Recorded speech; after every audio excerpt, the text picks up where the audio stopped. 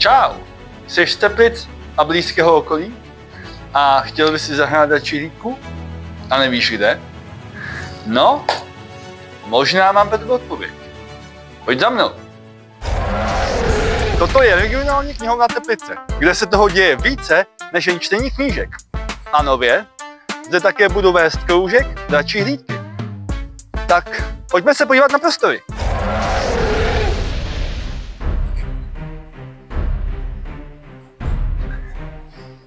Knihovníci mě vždycky kárali za to, že mám být v knihovnách potichu. A co jsem slyšel, tak tady má být knihovnice. Takže hezky potichu.